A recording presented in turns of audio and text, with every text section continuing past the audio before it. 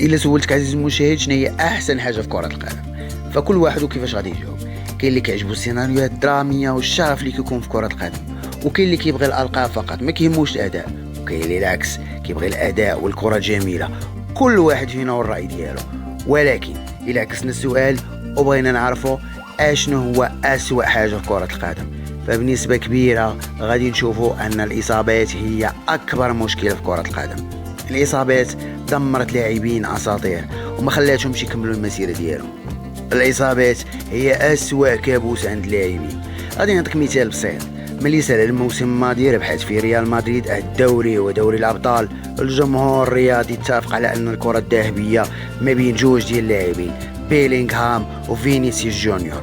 وباش يتحسم هذا الصراع كانت بطوله اوروبا وكوبا امريكا في الصيف اللي غادي يساعد بلادو انها تربح اللقب، ف100% غادي يكون هو صاحب الكره الذهبيه. ولكن حتى واحد فيهم ما ربح اللقب. وباش تزيد تعقد الامور، اسبانيا قادره تربح اللقب الاوروبي، وكيف العاده باداء عالمي من رودريغو باش يدخل بقوه في المنافسه على الكره الذهبيه. الفاصل هنا هما الشهرين اللي قبل من الاعلان على الفائز، اللي كيتالق اكثر كيزيد الاسهم ديالو وكيزيد من فرص الربح. ولكن الخبر السيء لبيلينغهام هو الاصابه ديالو اللي غادي تبعدو شهر على الملاعب، واللي الاكيد انها غادي تاثر بالسلب عليه في سباق الكره الذهبيه.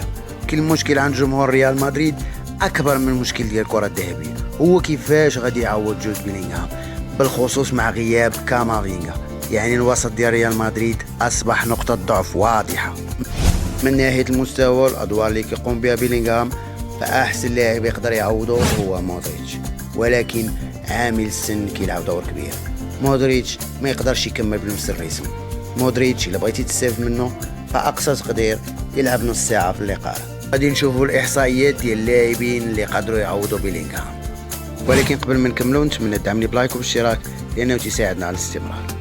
قبل ما نشوفوا احصائيات ديال اللاعبين خاصنا نشوفوا الاحصائيات ديال بيلينغهام الموسم الماضي في الدوري لعب 28 لقاء، سجل فيهم 19 هدف، وكان الهداف ديال ريال مدريد في الدوري، وعطى 6 ديال الاسيست. دقة التمرير ديالو وصلت ل 90%. حسب الصحف المقربة من مدريد فالموهبة التركية أردا غولير هو أقرب لاعب لتعويض بيلينغهام. أردا غولير الموسم الماضي تصاب، ومن اللي رجع لعب 10 ديال اللقاءات، بدا غير في 4 منهم، ولكن سجل 6 ديال الأهداف وما عطى حتى اسيست.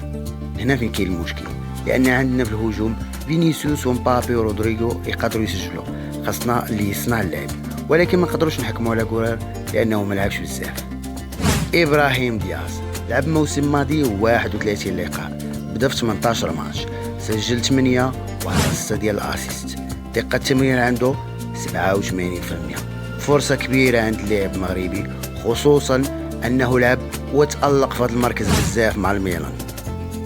داني سيبايوس لعب 20 لقاء في الموسم الماضي، بدا غير في 5 منهم، ما سجل حتى هدف وعطى 2 ديال الاسيست، أرقام مخجلة الصراحة. واخيرا العجوز مودريتش في الموسم الماضي لعب في الدوري 32 لقاء، بدا في 18 لقاء، سجل 2 ديال الاهداف وعطى 6 ديال الاسيست. دقة التمرير ديالو 91%. الارقام كتقول ان غولير وابراهيم دياز غادي تكون عندهم فرصة اكثر انهم يعوضوا بيلينغهام، ومودريتش غادي يكون بديل ديال تشواميني وفالفيردي. والايام الجايه غادي نشوفوا كيفاش غادي يتصرف انشيلوتي في هذه المعضله. في النهايه عزيزي المشاهد، اذا كنتي كتشاهدني من اليوتيوب نتمنى تدعمني بلايك وبالاشتراك. اذا كنتي كتشاهدني من الفيسبوك كيف العاده متابعه باش تشوف فيديوهات القادمه. والسلام عليكم ورحمه الله.